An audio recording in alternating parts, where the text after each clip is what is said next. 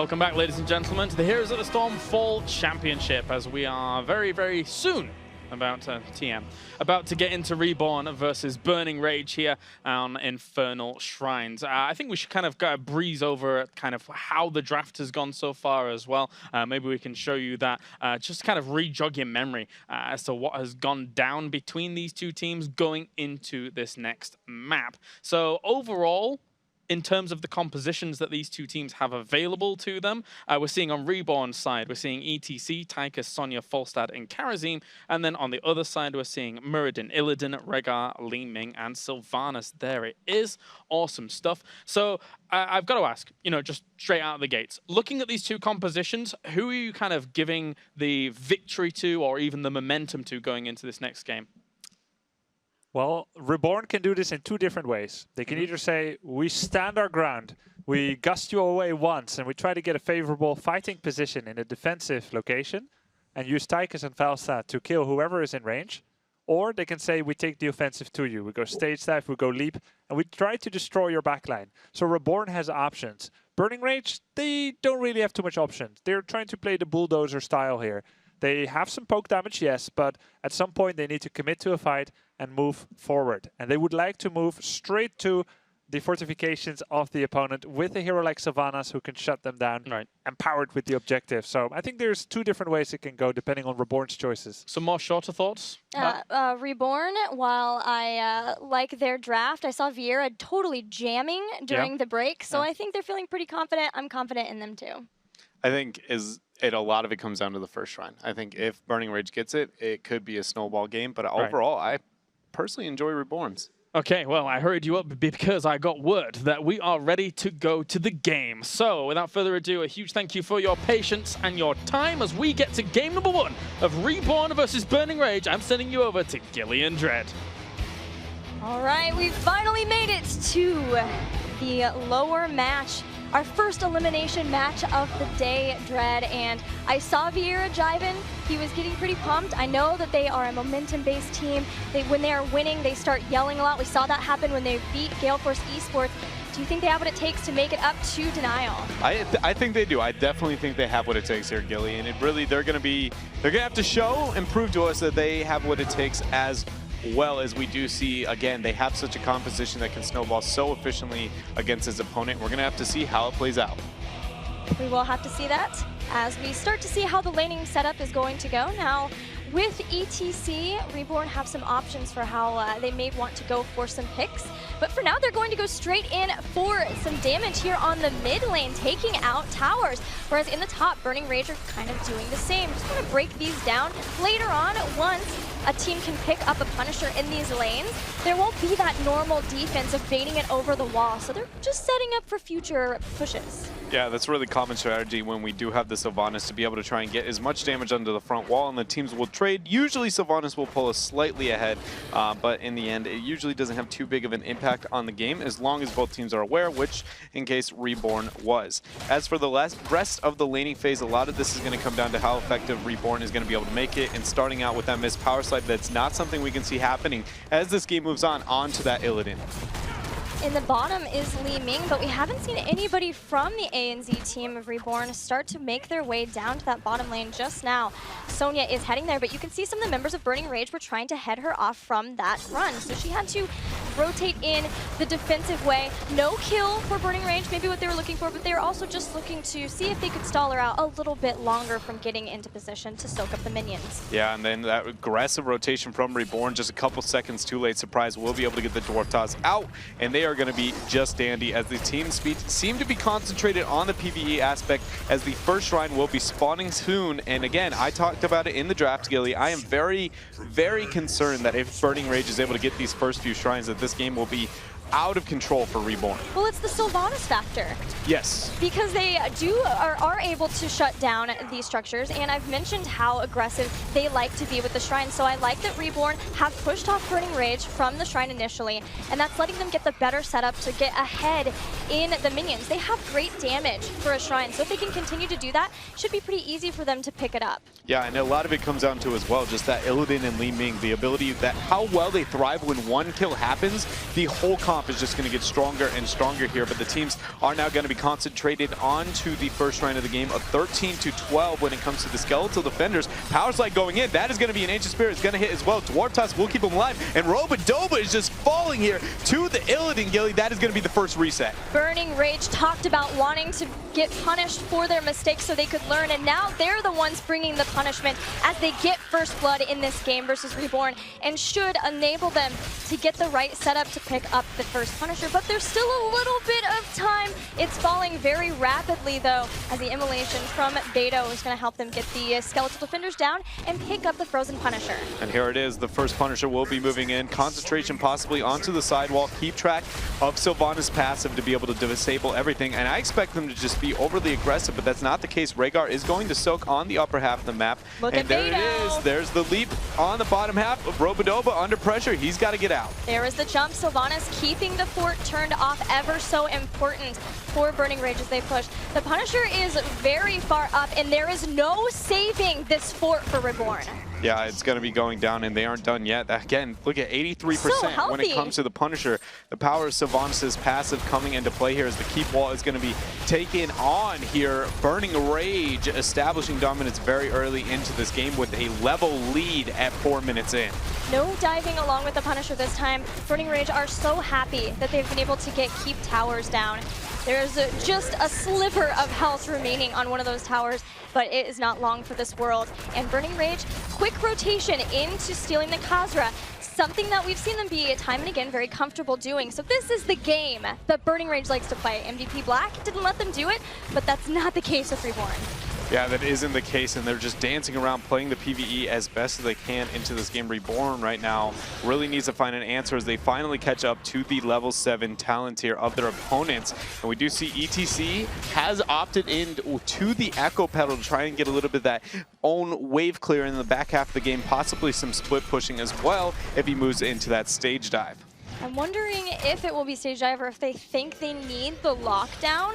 Maybe they can gust some people away, lock down somebody like Illidan, gust away Sylvanas so that they don't have to deal with the Wailing Arrow. Something to that effect, just so they can get the lockdown and a quick kill. It's going to be hard.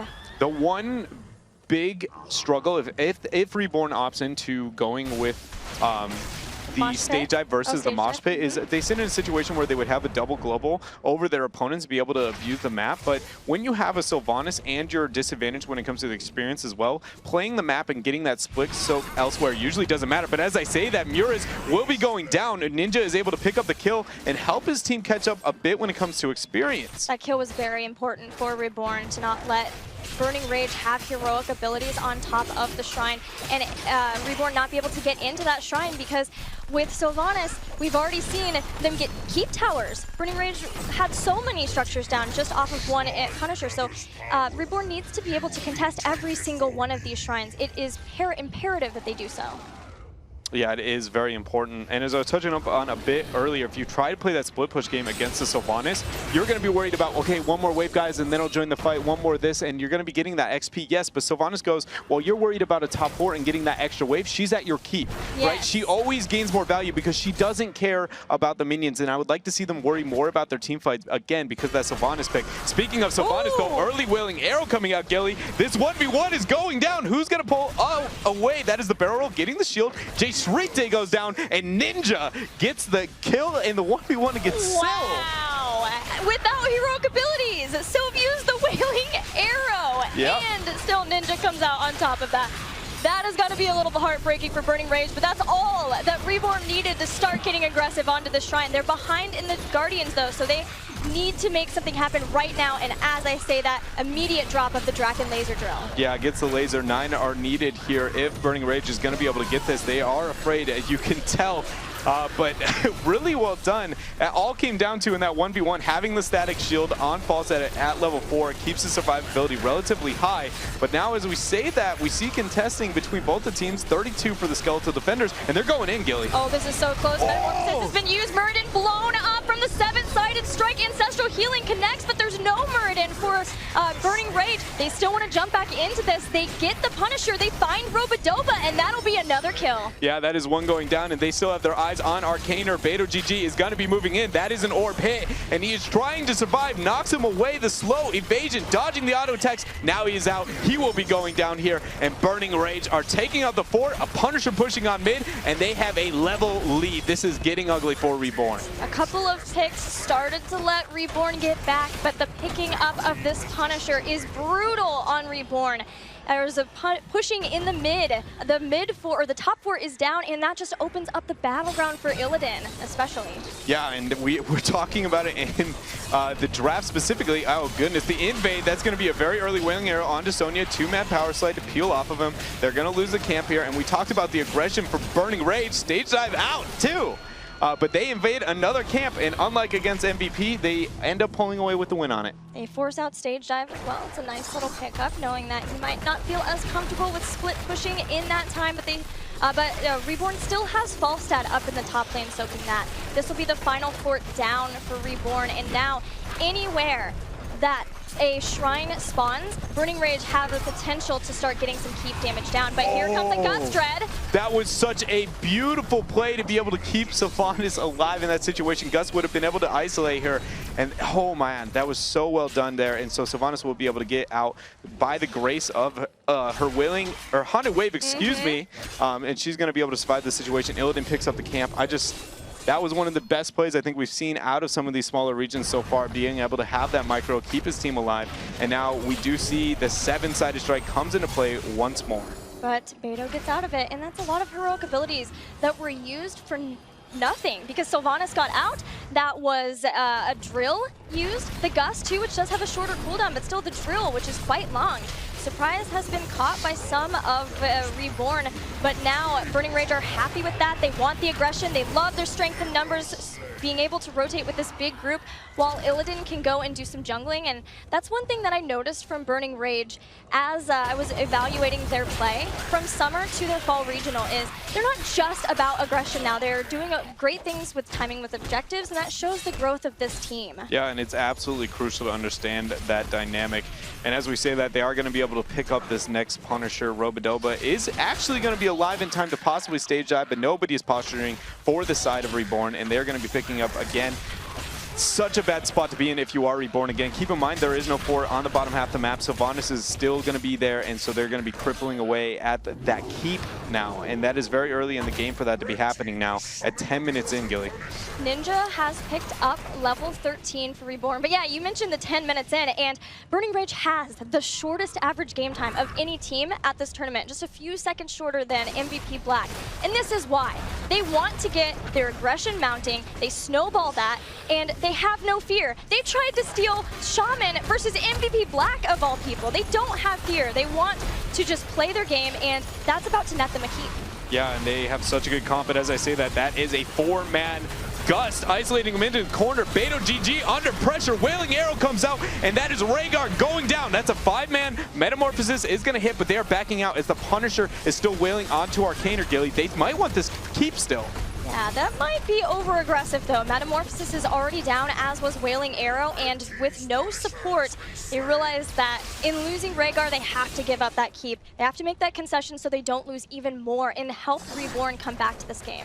When we were talking in the draft about why we saw the Kharazim over the Ariel, and we didn't think that it was going to be the 7-sided over the Palm, and they proved us wrong and have actually gotten great value out of it so far. Have been able to confirm a couple kills for their team, and it does make a bit more sense now that they don't want that counter momentum. Instead, they want to be the aggressors, expecting that Illidan to overextend, and we'll see if they carry on, because they again have that double global, so they can manipulate the map very, very well. And what was a level lead against them, they've managed to catch up so far and didn't even lose that keep on bot.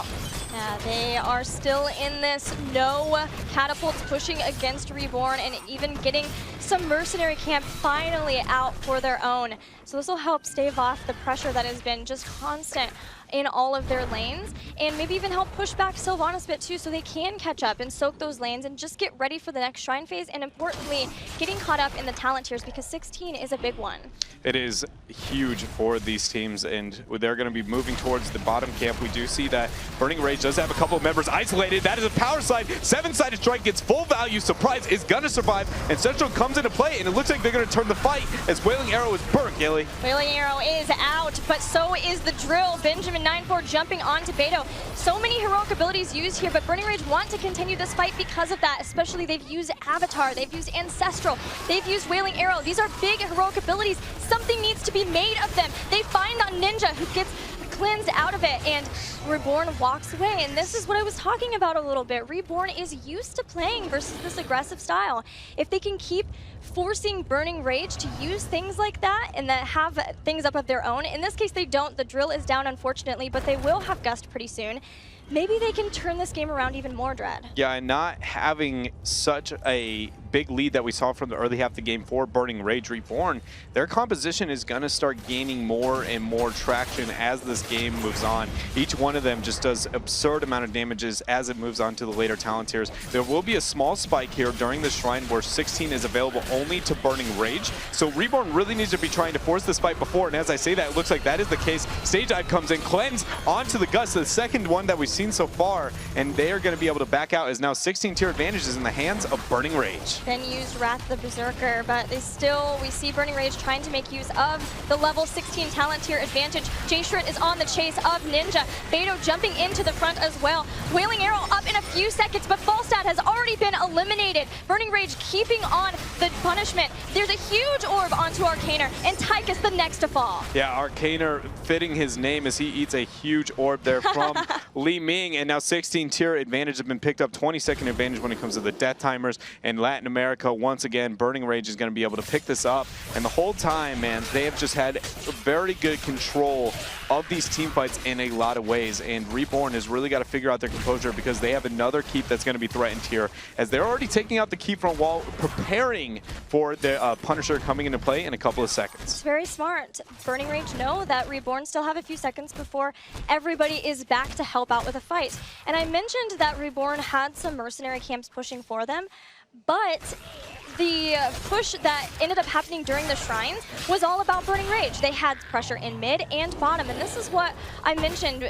Burning Rage has evolved from what we saw in summer. They understand the pressure, the timings, and they're playing their game right now, and it's going really well for them. If they get some picks, maybe it could end the game. Yeah, it definitely could. Illidan be one of the best heroes in the game when it comes to the core, so if they get 2 picks, I think that would be enough for them to be able to confirm, depending on how healthy that Punisher is. As I say that, there is going to be the first leap. Great cleanse to be able to keep Ninja alive. They bait it towards the mid keep. Very calculated play coming out for Reborn so far, but they are going to lose that top keep almost 100%. The question is, are they going to lose more, or is Reborn going to be the ones trying to choose this fight? I think Reborn might have time to jump in before everybody from Burning Rage is out. It's Beto who's caught. He jumps, dives over to his teammate. Stage Dive. Oh, here it goes. Stage Dive. Robodoba's going to try to stop them, but he gets turned on immediately. Has to power slide away, and the Wailing Arrow to follow is perfect. ETC's down. Gust comes out. Reborn stays alive, but they've lost ETC and they lost the kills. Have you ever had a nightmare where you stage dive into a crowd and everybody just lets you fall? Because that was what just happened there. Stage Dive came into play a little bit too deep. Nobody's going to be there for the follow-up. Flight comes in a little bit late from the fall set, and suddenly ETC's face onto the ground, just wishing his fans or his team would carry them. But now Burning Rage has their eyes on the secondary keep on the bottom half of the map. That is a very aggressive, ambitious. An adjective of a metamorphosis coming up from Burning Rage there. But they do confirm the keep. That cooldown will be reset through his auto attacks later on. And right now, it is Burning Rage game to lose. They have full control, and they're going to paint the map red. It absolutely is. Reborn's going to get a little blue out on the board where they can, starting with their Shaman, but everywhere else, Burning Rage have been sending out multiple people in different ways to jungle, and they've already stolen Khazra away from Reborn, and now are going to get theirs to have a great siege in this mid lane where the final keep of Reborn is remaining. Yeah, Reborn is now going to have, during the next Shrine phase, one of the few fights that they're going to get on the same talent tier, and it's probably going to be Burning Rage just patiently waiting it out until they manage to get that 20. So we'll see if Reborn is going to be able to be that aggressive, because with 2 keeps down and so much pressure, yes, they do have the globals to sit back and get the clear, but it's not really going to matter because they have to be concentrated about this objective that could be the game, because there's no keep debate to anymore. This is keep and core. And so they need to find an answer here if you are Reborn. Oh, Burning Rage, not concerned at all about the Shrine. Wanted to maybe at least let these Khazra buy them just a little bit more time, if nothing else. But they're still going to have the better start around the Shrine. Got a few people there. They're also going to clear out. Looks like they have waited to have their Shaman too. So this, again, will be even more time for them to try to get those 20 talents before potentially getting into a big fight. Just looking for a checkmate at this point. Yeah, really smart for Reborn to get on as fast as possible, forcing Burning Rage to move into them before they get the 20-tier advantage. You know that they want that so badly. They're worried about the minions. You see Illidan is actually soaking on the upper half because they do not want to deal with this. So clear for Reborn is huge here. They have 17. They're about to round towards 20. They do have half of the next Punisher going for them, but I don't know if it's going to be enough. They're not going to have 20. They aren't going to be able to hit it, and now they're realizing this. Burning Rage is rotating down at what might be already a lost cause. So, okay, I'm really glad they didn't try to run in there, because the Punisher could have jumped right out on top of somebody who you least want to have it jumping on, and that could have been a disaster move for Burning Rage. But the problem for them is they won't have a Punisher to fully capitalize on 20 talents the way they wanted to. They just weren't close enough. They weren't near having 20 enough to get that and then rotate in and give up a few of the skeletal defenders, because Reborn has a lot of Shrine clear, especially Sonya. Yeah, and now they're in a position with Falstad clearing the Shaman camps that were captured before on the upper half of the map. Reborn is not even going to get there. He managed to get the fort there, but only a fort. Granted, that is the first structure they've been able, major structure they've been able to take down, and they have bought themselves a lot of time. They will be able to catch up for that 20 fight, but the game is still very grim and very much against them, as you know that they're just hoping they can get that same talent tier fight against their opponents. And right now, with 20, we actually see Burning Rage is going to force the issue here and worry about the front wall of this keep and possibly the keep itself. Dread, was that the case where you feel that Reborn needed to try to get more off of that? Yes, that was one of the major turns for them, at least threatening the keep front wall. I would like to see them be a bit more aggressive. They didn't have to capture the Immortal, for instance. They had time to buy because they knew where their opponents were rotating, but instead they got a little bit, antsy and decided to push that. And now look at the position they're in. Maybe losing a keep here. Surprise, a bit of overextension, but he's going to be able to dwarf toss out. And Reborn is just hoping. Look at, they're praying for that 20 as Sonya on the upper half getting the clear as fast as they can. This might be a Gus play if they do end up hitting 20. 20 is almost here. Epic Mount. Ninja can taste its presence, and we'll see if that's what he grabs as they picked up 20. Burning Rage, and realizing that this was going to happen, left immediately. They knew that that's always a potential versus Falstad. So good safe play from them, not overextending, not throwing the game away. But now what Burning Rage wanted to stop was the level 20 pickup here for Reborn, largely in the sense that they at least get all 3 keeps, make the win conditions so easy that you don't have to worry about this fight. But the game is not over for Reborn. They are on the same talent tier now. Granted, because the Punisher is not necessarily the greatest map objective, they got to be worried about these kills as they move on. It's on the upper half. There's still a fort available. They have a big way to... big hill to climb, really, to be able to pull out a win here. But they now have finally an even fight that we haven't seen for the past 10 minutes. It might have been a mountain before, but with 20, it has been reduced to a hill. They did some terraforming. Here comes Burning Rage. Surprise misses the Stormbolt, so no grab on any of the members, but the steal. Man, Burning Rage are all about stealing those Shaman Dread. And everybody else has been showing on the map, even though they're globals, both of the globals have pretty apparent graphics, so they know the rotation's not coming out here. And Burning Rage is going to get the upper hand on this map objective. Reborn is going to take too much time here. Falstad stays for another wave. ETC is still trying to get the clear as they're already 25% down on the next Punisher. Falstad flies, stage dive is available, so let's see if they end up getting this fight, because this could be game ending. This is level 20 though. We've got Sonya, she has Ignore Pain. The drill is down. This is important for Reborn. The stage dive comes in, but Burning Rage are out of there. And so far, Reborn have yet to catch any of their members. Yeah, and they do have a lot of resources, even a well to tap if you are Burning Rage in this fight. They have double the skeletal defenders. Now they are moving in. Surprise is trying to get the damage out. Laser is about to fall out. Great job backing out and not taking the fight into that strong level 20 there. Illidan is going in for the poke, gets a bit of harass, and these teams are just dancing around one another, terrified, even though Reborn doesn't have all their heroics. 23 to 29, and this is heating up. It's a Mortar Punisher. Surprise gets Ancestral healed as a 7-sided strike comes out. Surprise is 1v5ing all of the members of Reborn, but back coming in are Burning Rage, Wailing Arrow out. Benjamin 9-4 going for the chase. Beto on top of Ninja. There he comes with the Metamorphosis, and Beto wants this false stat kill. Takes him down. That's the first kill. We've got resets. ETC taken out. It could be a team wipe. It could be a team wipe, but the Punisher goes over to Reborn here. It will spawn. It's not going to matter, though, as 4 members are dead. Tyke is the only one left, and right now, Burning Rage has their eyes on that core. They are headed there now. They have no concern for the Punisher. He's going after, of course. And with such long respawn timers, this should be it. Burning Rage able to pick up the first game in this series versus Reborn. 1 game away from going up against Denial Esports, and 1 game away from making sure that they don't fall out of this match. Yeah, and they just, oh man, such a great game coming out from these teams. Very calculated for the most part. But Burning Rage started out with that first Punisher, snowballed their lead, and over time, we did see Reborn was able to catch up in the experience game, but it didn't matter because the last fight, it just, you know, they had already lost too much at that point. Even if they won that Punisher and all their team was alive, you're like, you're only at the fort at this point. While you see your opponents, they're worried about core at every moment that they possibly could have been. That's something I had noticed from Burning Rage in their regional. One time they played on Dragonshire, and they had just picked up Dragonite, but then realized that if they won a fight, then they could just go core anyway. It was late enough in the game. So they gave up the Dragonite to make sure they had all of their members because they didn't feel like they could fight with it. And it's that kind of plays, understanding that your eyes have to be on the core the entire time. And that has netted Burning Rage the first game in this series. Yeah, knowing when to pull the trigger on the core is really what separates a mid-tier from a great tier team. And I think that's something as the tournament goes higher and higher through the brackets, we're going to see wins where a majority of these teams even would maybe not consider that as like, that's our moment, that is our win condition. And well, we'll see it as it moves up.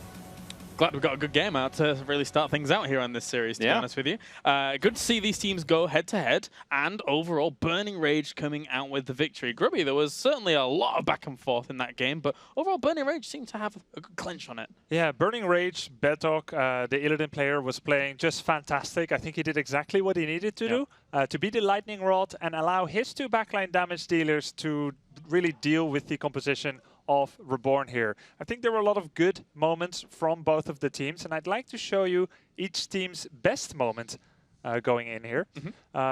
Once we have the replay ready. Yeah. Okay, so we can jump on into that for you, Grubby. Here's the moment where Burning Rage is pushing in with the Punisher. Look at the Punisher. Cleanse comes out. The best moment for Reborn coming out here. They kind of bait that Punisher towards the mid, and if we just pause here for a moment, we see that Mighty Gust coming out. They push Illidan and Rhaegar into a corner there, right here. And if we're just gonna go and play that again, we're gonna see the beautiful synergy there with the stage dive. Boom! Locking down Rhaegar right there and taking him out. That secures them the defense. And even though Burning Rage successfully disengages, this means that their keep stays alive, which is why they even survived into the late game.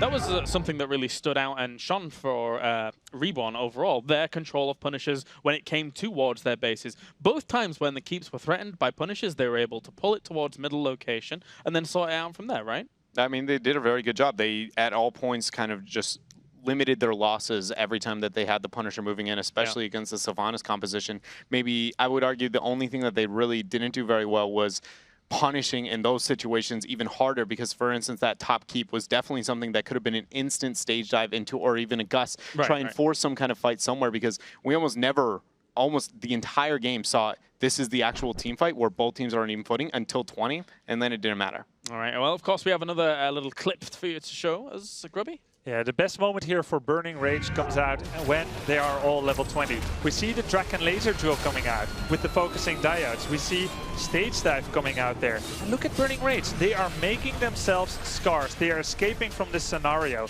As we kind of speed it up, they are not eager to re-engage here. We're going to play it again, and now both of the heroics are gone. They're starting to move in a little bit, but as Illidan sees, wait, this is not the time. He comes back in here, he wraps around the side, and he waits for an opportunity. He kind of bothers with Falstad, but it's all Muradin here who takes the heat. We see Hardened Shield coming out on Muradin. We see the Ancestral Healing, you know, everything coming out there, and he basically took everything that Reborn had. Now, finally, a minute in, Burning Rage shows their true power. They come in here, yes, the Stage Dive comes out, but Illidan, crucially, removes Falstad from the equation. And Burning Rage, as much as we tout them as an aggressive team, they very easily recognized that 2 heroics were used too early and that they managed to pull out, and now they are moving in for the victory. Great play by Burning Rage. Yeah, I really, really liked the thing that you pointed out, which was the Hardened Shield against Seven-Sided Strike. It wasn't only Seven-Sided Strike, it was Transgression on top of that. So it's like, that's a lot of damage that you're just completely negating. So perfect timing on that, especially. Yeah, I mean, Muradin, you can go for a very aggressive build, but when you realize that isolation that Reborn has been doing, Mighty Gust away, Seven-Sided Strike, he realized he might sometimes not have any friends. And yeah, he got the Ancestral Healing, but he had gratuitous amounts of survivability. It was very key to continue that fight onwards. And it was Burning Rage's best moment, I think. All right, of course, that was game 1 under wraps now. And we will be moving on to game number 2 right now, in fact. And our next map will be Cursed Hollow here between these 2 teams. So what do you think about Cursed Hollow overall between these 2? With Burning Rage looking as strong as they did there, is this can they push for the 2-0 on a map like Cursed Hollow? I mean, I think that the teams played at a fairly similar level here. I do think Burning Rage played a little bit better with their synergy. They also had a draft that I feel like was very well suited to the Battleground. I think Burning Rage played slightly better in terms of execution, and their draft was also quite a bit better. If anything, I would like to see Reborn shore up on their draft strategy. All 3 drafts so far in their tournament has been a little, I'm not sure about it. So if they can go super classical here and give themselves some chances where it's not 100% about their execution, but just about playing the game out, because these guys know how to play the game. They're setting traps, they're defending well, but they just need to make it a little bit easier for themselves, I think. All right, well, Dread, as always, I was about to call you Grubby then, don't know why. Take us away to Cursed Hollow and give us the rundown. Cursed Hollow is, this is going to be the first time we've seen this map so far. It's one of the few maps in the entire game that is going to have multiple bosses. But the main factor when it comes to Cursed Hollow is that it has tributes that will randomly be spawning all over the map. Not absolute random, it's a really hard thing, but eventually you can kind of predict them, but for the most part, you get 3 tributes. You'll be able to disable all the structures, all the minions are going to become 1 health on your opponent's side, and that's where you want to gain the most amount of value. And because the map objective doesn't necessarily build something to really help you move on to your opponent's core and go down and kill it, again, those bosses are going to be very important. They're going to lie on the bottom and upper half of the map here, as you see. So when it comes to Cursed Hollow, shrines and globals are very important because of those tributes. But then another factor a lot of teams have to consider, that boss control, because again, bosses half the time in this map are your win condition. Oh yeah, we've seen that boss win condition and boss control already be shown throughout this tournament. Not only on Warhead Junction previously with the steal with the Chen, but also on this map when we've seen that Zarya being able to use her Graviton Surge to be able to control. This is a map where, you know, Burning Rage like something like Zarya. Is that something that we could potentially see here, Gilly? What do you think about the compositions? I think we could definitely see some Zarya coming out of Burning Rage. I think we could also just as easily see either team look toward the Illidan as well. There's a lot of options. Globals are a pretty big asset to have on Cursed Hollow because it is a fairly large battleground. And of course, you look at Falstad with Gust, that adds to the boss control. So there are a lot of heroic abilities to take into consideration and a lot of heroes that help you get those bosses to win the game. Right. Well, of course, we are good to go into the draft here for game number 2 between Reborn and Burning Rage. So let's jump right into Cursed Hollow and figure out what is going to be going on. We saw Kerrigan ban before, obviously that's Infernal Shrines. Do we get the Malfurion to come along here? I mean, Reborn has to remove the first hero. They have shown not liking to go up against Malfurion. That would be consistent here. But keep in mind, guys, Reborn, this could be their very last game, not just in this tournament, but in this year. If they want to do anything spectacular here, anything out of the ordinary, it's got to be now. And they are going to be removing Li Ming. Yep, a little bit afraid of those combos from coming in last game, which did well for Burning Rage. You know, they were able to land some good ones. So taking that away from them. Removing Li Ming also opens up a wide plethora of strategies, not the least of which is Vikings, Murky play, being able to use Mosh Pit effectively without having that ever-looming presence of Wave of Force. And also Medivh type of play opens up a bit, because you don't have a point-and-click, let's push you away from the portal kind of ability in Wave of Force. So a few options here that we're just going to kind of earmark there. Illidan is out too, so Burning Rage not wanting to give up the potential that Reborn will first pick it, as they did versus Denial on Cursed Hollow. So they'll say, oh, we can play him, but you can't have him. And yeah, Brett Wing coming in. Oh, I'm excited. Very good first hero here to be coming in. It's a global hero. It's one of the best supports. Let's be honest, Gilly, you're allowed to be excited. Right? I'm very excited. She has global. She has damage mitigation, she's mobile and fun, and she turns people into critters. How do you not like her? Critters, yeah, that's true. I like that. I like that. You like critters? I love critters. Which one do you like the most? I go around and type /love to all of them in World of Warcraft and get my friendly achievement. Nice. Do you like treants? Is that a thing? Yes, that exists. Is a treant a creature? A treant? Yeah. It's a creature, but not a critter. Oh, There's a difference. I guess I was just curious. Malfurion had the talent to summon the treant, if you recall. Oh, I didn't know that. Okay, great. I'm sorry, that was sarcasm. Malfurion. That is poorly delivered. Why I'm pointing at the draft the whole time we're saying this. I'm literally like, the treant? Whatever respect I had for you, you didn't know he has Treant.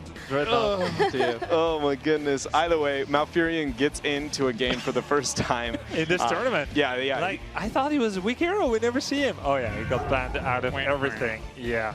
And here he is, of course. Now, more often times than not, we see our lovely Twilight Dream friend compared to way back when we saw a lot of tranquility whenever he was picked off. But he did fall off for quite a while, up until the point where he got a little bit of a buff. It must be that mana regeneration passively that you get from Twilight Dream. Oh yeah, which put everyone over the edge. That's absolutely the Or maybe the massive all enemy team silence.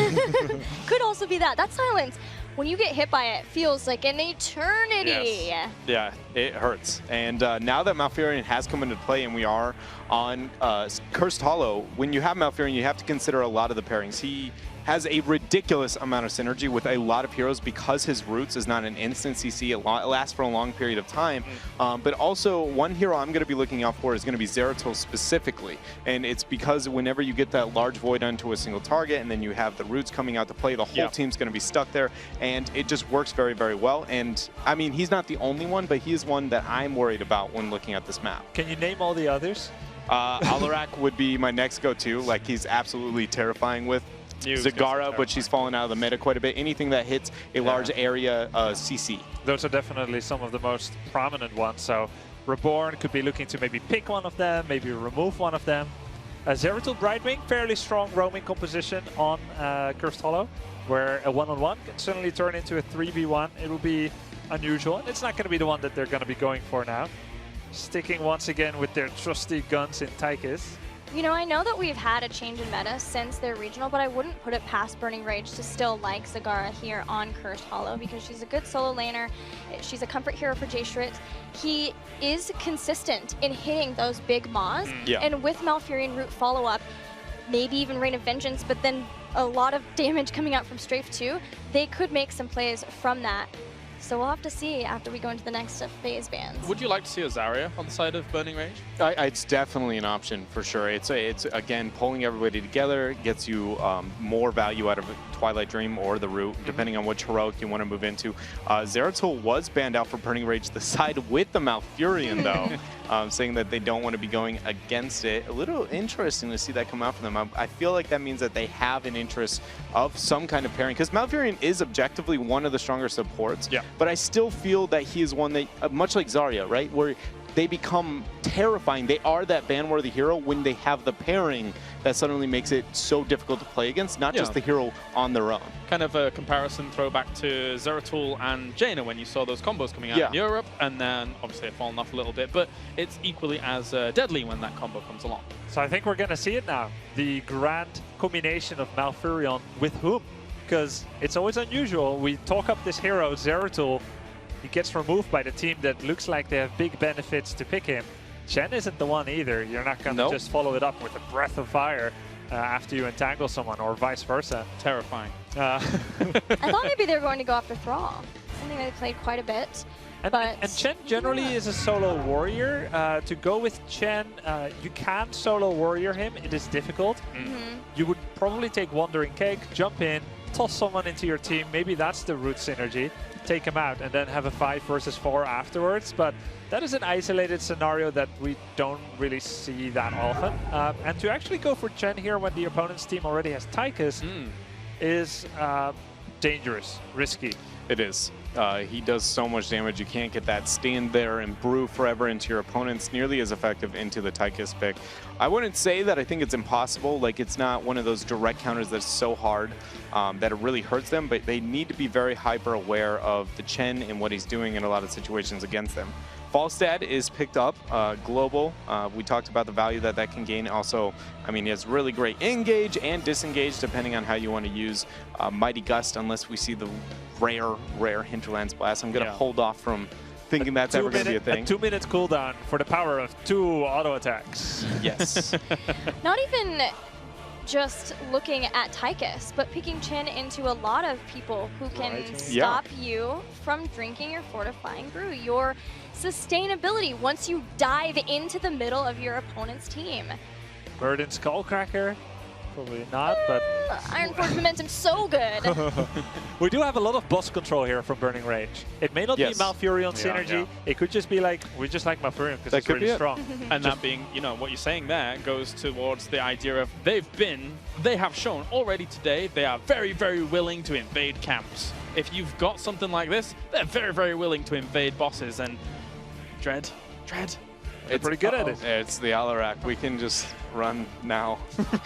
Run He's for the hills. terrifying. Malfurion, I think, he's going to have a hard time into that. And Medivh is the last pickup for Reborn. There we go. This is so awesome to see Alarak and Medivh coming out here. There's no Li Ming on the other team, so okay, there's some disjointment from the portals in Mighty Gust and Wandering Keg. And you can put entangling roots under the portal. So I won't say that Medivh's job is easy, but there's so much kill potential here for Reborn. They can pull someone in, silence them twice, one polymorph, and then the Discord strike from Alarak. There's a lot of kill here. And it felt like Ninja's standout heroes from the regional that they played down there was Falstad and then Medivh. I agree. Right? I agree. Yeah, it Medivh definitely was really fun. Absolutely. And now to round things out, we get ETC for Burning Rage. So ETC and Chen going up against the Tychus. That's a fun old time. And I think Reborn has the far better team fighting composition. I could be mistaken here because there's Malfurion on the other side. Right. But Reborn has such a strong team here for fights. Lots of sustain, relevant damage in Tychus' Giant Killer against Double Warriors. But what Burning Rage has is they have one global and they have boss control. They can push people off, they can tumble dry them, they can wash them, they can remove them from the boss in any way possible and steal that one. So that is what Burning Rage has here. All right, weighing up these compositions.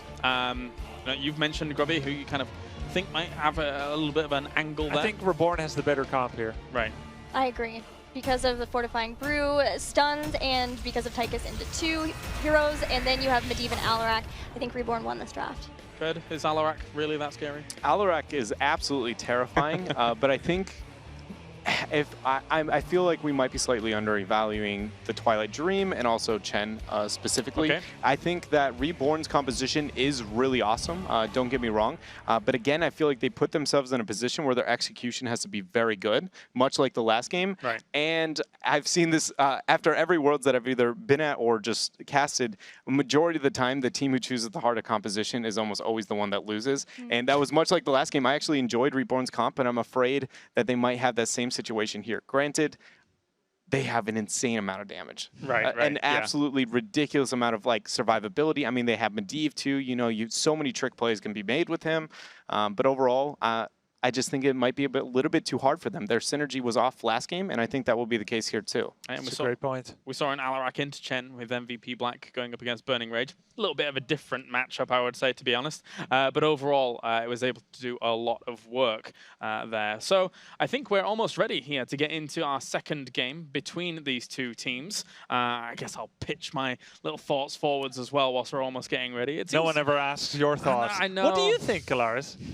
No, nobody really cares. In fact, I'm not even going to do it because nobody cares. All right. Oh. The game's ready. So I thought we'd just get to it as quickly as possible, to be perfectly honest with you. So as Medivh would say, let the games begin as we get game number 2 on the way here between Reborn and Burning Rage. Take it away. All right, we're going back into the game, this time on Cursed Hollow, with Reborn in the blue with Arcaner playing Tychus, Benjamin94 on Alarak, Daspert's playing Brightwing, Ninja on one of his favorites, Medivh, and Robodobo will be playing Muradin. And on the red side, we're going to have Burning Rage, who is up for 1 game here. We're going to have Beta GG is going to be on the Chen, Jay Shreets is on Falstad, Muriz is going to be playing the Fala, Surprise on ETC, and Vieira on the Malfurion, the character that has been banned out at every game so far. The first time we're going to see him picked up, so let's see if they're going to be able to make big plays with him. There goes the hammering. Jay Shreet just getting those Gathering Storm stacks started. But looking at the Malfurion, when we talked to Vieira before we started this championship, he said that in the previous metas, he was not a fan of Rhaegar. He doesn't like playing Rhaegar, and yet he had to play him so much that people were calling him Rhaegar. Yeah. But who does he love? He loves Malfurion. He loves this meta. I'm sure he feels so excited that he gets to play Malfurion and show us those sick roots. Yeah, it's without a doubt one of the most satisfying spells, at least for me in the game, is whenever you hit that just max range, confirming the kill whenever you get that root for your team. But as we say that, the laning phase here going down, it looks like a tri-lane is going to be ran here for Burning Rage, or at least a rotations and scouting from Surprise on that ETC. There's a couple of different picks you can have at level 1 for Malfurion, but he has chosen to go for Shando's Clarity, which will reduce the cooldown of Innervate, so he has it up more often, can continue to give mana and that all-important cooldown reduction now that Innervate gives.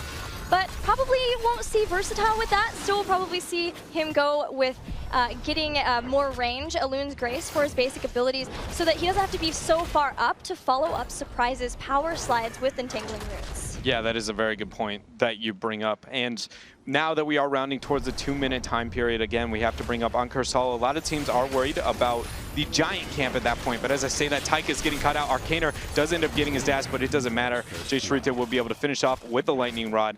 But getting those giants with the map objective that we know is going to be spawning anywhere from 2 minutes to 2 minutes and 45 seconds. It's random where this first one is going to be located on the map. So if you get it on the opposite side, it's such a value play to get these giants at that 2-minute mark. Burning Rage hasn't picked up their Watchtower yet. So now that they're running in there to grab that, they'll be probably starting up to grab their giants as that point hits, like you said. Nobody in position yet to do that for Reborn. Sometimes teams will switch that up, maybe trying to leave them for the next phase. We see some differences going on there, but it is still going to be the standard of getting it for Reborn as they come in just slightly later.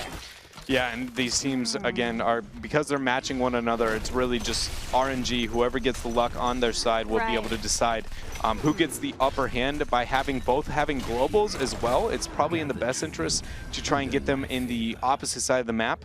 But for now, Falstad is right next to the Tribute, so he's not going to be so lucky. We'll see if Brightwing ends up rotating down to try and get rid of those. Right now she's in the mid, so it wasn't the greatest setup, even though she could go into the bottom, but Falstad will have the Giants pushing, so that's a great win for Burning Rage. Whoa. The setup was here, and it is good. Polymorph on Surprise, but he backed off in the nick of time, had the face melt too, to get himself out of trouble.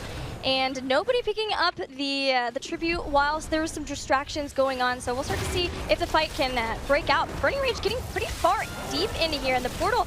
Not stopping Ninja. They're trying to keep him from getting through it, but he barely makes it out. Yeah, Ninja barely going to make it out. That root set right on top of the portal. Keep in mind, the entire time, the bottom half of the map, Giants are pushing. That is a great force of will onto Benjamin 94, but is it going to matter? Not really here, as we see Chen is in hot pursuit of Arcaner, and oh, great portal out from the Medivh there. They're going to only lose one here, and probably a tribute, as Burning Rage does a very good job manipulating the map and winning these early skirmishes, Gilly. And there's been a lot of Stormbolts missed between these two teams in this series. And that won't stop Burning Rage from getting the tribute, so that'll be first tribute of the game and getting ever closer to their curse. A 4-man push here in the top. Surprise going to start to maybe move down, or at least make it feign that he wants to move down, so that maybe we'll see some people from Reborn come out and he can jump on him. Yeah, really good job here. Ninja is trying to get harassed as well. But we were talking about the play that is the Giants, and they've gotten so much value for Burning Rage, being able to take out an extra front wall on the map, which has led towards even more of that experience advantage for them. Right now, Burning Rage is, again, showing how good they are with just understanding the map objective and being able to deal with it. They have put on pretty much a clinic on most of the maps when it comes to general strategy, right? And that's something that we haven't seen, I would argue, in the past at some other global championships. It's really nice to see this region just seem so developed now compared to where they've been in the past. I think part of it too comes in because they struggled a bit more in their regional. They almost lost their semifinals, and although when I asked them, they said no, it was because we were playing a comp we weren't comfortable with, we hadn't had some practice in a while. That wasn't why. I believe that because they have had more competition, that's why we're seeing them so much farther away and leaps and bounds from where they were at Summer. Yeah, and there you saw the power slide into the root combo from Vieira. We'll probably see a lot of that all game, as we do see Olun's Grace giving the increased range. But right now they are worried all about this tribute. We're yet to see a combo coming out from Benjamin 94 onto Alarak as well.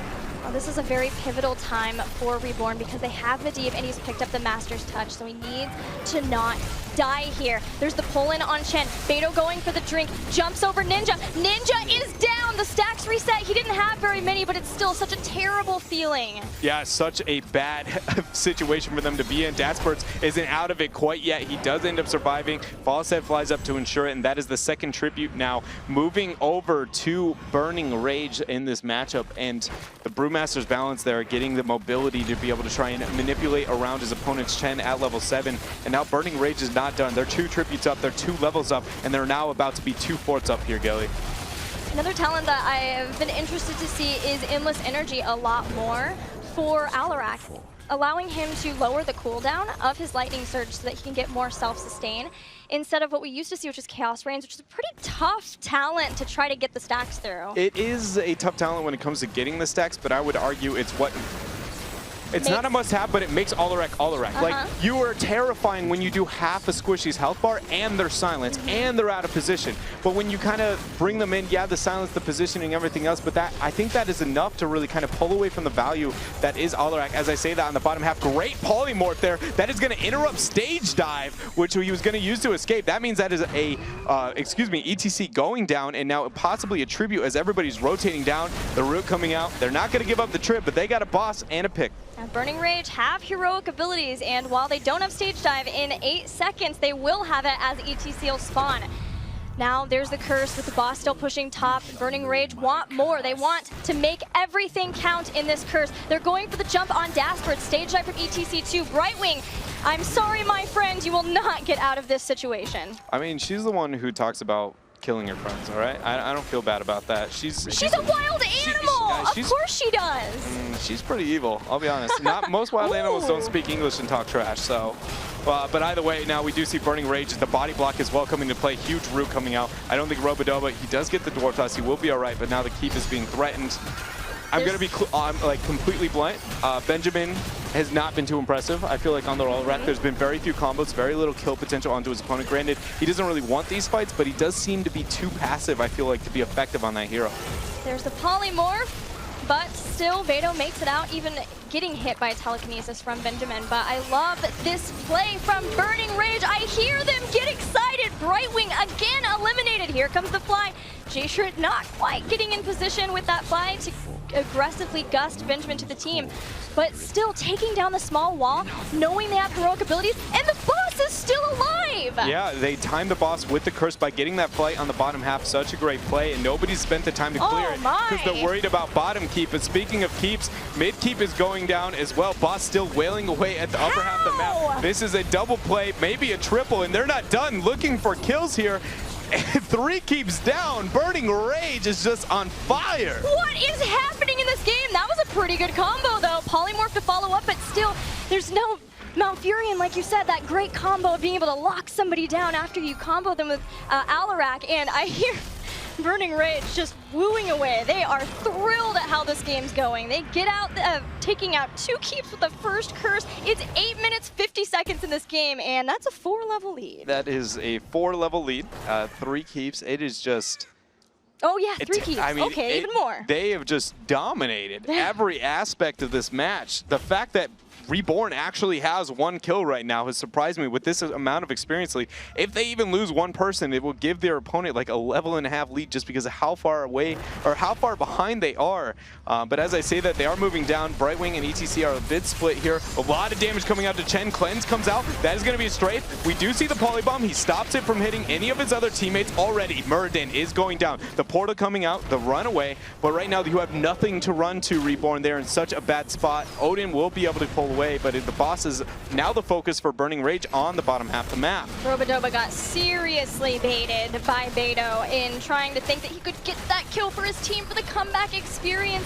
Surprise is zoning for his life as Burning Rage tried to pick up the boss that will give them the game at this point. They are on fire. Yeah, and one thing to note is that we do see that posturing from Reborn. Even though this boss is very scary, it's only 10 minutes into the game. It might not be enough to totally secure a win. What would secure a win is kills. And as I say that, Robodoba says, we're going in. Twilight Dream hits 3 people. Everyone is silenced. The polybomb does come out. He will get the phase in. Great combo onto from Benjamin. Fawcett goes in. He gets the flight. That's a 2-man Gus. Great force of will. Again, keeping himself alive, but not for long enough. Dasperts is the focus now. And right now, Burning Rage is looking to be able to secure themselves a W with 1 man down. Strafe came in from the back too, dealing a lot of damage, but at least Reborn are right next to their Nexus, so they can go back in and heal. Polymorph on surprise. This is it. The boss is still healthy. Burning Rage on Cursed Hollow. An 11-minute game, less than a 4-level leading Reborn, and they will move on to the Deciders match of Group A. That was beautiful, beautiful play. Starting from the first tribute, we saw the giant rotation. That's not anything unheard of, right? Very standard. If I was to teach you Cursal, that's the first thing you go to. And they pull it out, they get a very big victory. That was a 1-level lead. From then, they just never let go. Everything about their composition, they just kept going and going and going and snowballing onto... I'm amazed at how clean that game was. Compared to the first one, you were like, all right, you know, you weren't really pulling the trigger, confirming the W, but it just felt like they never gave Reborn even a moment to think they stood a chance. There was never a chance, but like you said, Reborn also was struggling with their comp. They had polymorphs here, they had some combos from Alarak there, but never so much synergy. Yeah. But they got kills, really. I think they got, what, 1 kill that entire game. Yeah, 1-7. And I think a lot of that came down to what I brought up in the draft is like, I agree that I actually enjoy their composition. I think their kill potential in so many situations is absolutely terrifying. But if you don't have the skill level, have not even individual, like as an overall unit, that does not matter. I can have one of the greatest comps in the world, but if I can't execute properly, it's not going to matter. 8 minutes 30. 3 keeps dead. What on earth just happened? What was that? It turned it up to 11. You casted it. Yeah, I casted it, and I'm not sure. That was craziness. Unbelievable. I was sat here with my jaw on the desk as we watched that unfurling of the Australian team there. That was an amazing little showing there from Burning Rage, Grubby. Yeah, Burning Rage came here to play. Reborn is one of the good teams in the world. Top 30 teams, maybe. They're the top 12 here. They're best of their region, undisputed, easily, and yet they have been dominated here by Burning Rage. Right. Now, was it warming up that was needed for Burning Rage in Game 1, or did Reborn fall under the pressure? I'm not exactly sure what happened, but what I am sure is that Burning Rage is the kind of team that wins a 4 versus 5. Right. That was incredible. Like, they they really showed up to play here. And we do have a moment to look at what I believe is the key pivoting moment in the game. If we pause the game here just for a moment, Alarak and Tychus have just rejoined battle. They are starting to come in here from this side, okay? Now, Murdin was just for a little bit sectioned off here. He can start to re-enter the fight. And if we're gonna just play it slowly, we're gonna see Medivh open up a portal, which would allow Murdin to rejoin battle.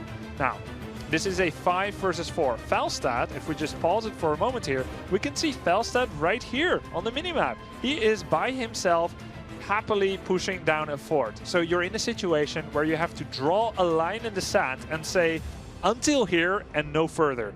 So we're gonna play it. You're in a 5 versus 4. This is not a fight that you can go slowly at. It's not a fight that you can lose. Reborn has to bring it here. To do a double channel effectively makes this a 3 versus 4 for just a bit. And really, the tribute doesn't matter. You need to move in as 5 versus 4 and go, go, go. But instead, they slow play this fight, they use some of their cooldowns, they sustain a little bit of damage, and they are not able to confirm the kill even on Chen. So, unbelievably, we see a mistake coming out from Burning Rage to do a 4 versus 5. But it's not, because they have the eagle eye to understand how to win a 4 versus 5 after the opponent is hesitant. That's what it was. Hesitation, and Burning Rage pounced on that. Wonderful play by them, and really the beginning of the end for Reborn there. Really fantastic to watch their aggression when it works here with Burning Rage. Of course, let's check in with the bracket as well to see what has gone down thus far here in Group A. As you can see, up towards the top, it is MVP Black leading the charge at the moment, taking that first seed out of this group, moving into the second group phase. Then, of course, now we have defined our final match of the day. It will be Burning Rage going up against Denial Esports to find out who takes that second place spot, all importantly. So, of course, we are done here at the desk for now, because we are going to head over to Anna, who is with one of our victors from Burning Rage. Thank you very much. I am here with Maryse, in fact, and I want to ask you, I want to go back to that first game. The casters observed that they thought focus on the core was key in that game. They thought that that's what really separates a good team from a great team, is the ones that won't take the risks unless they're worth getting the core. Was that a good representation of your team's strategy, or was there something else that helped you win that first game?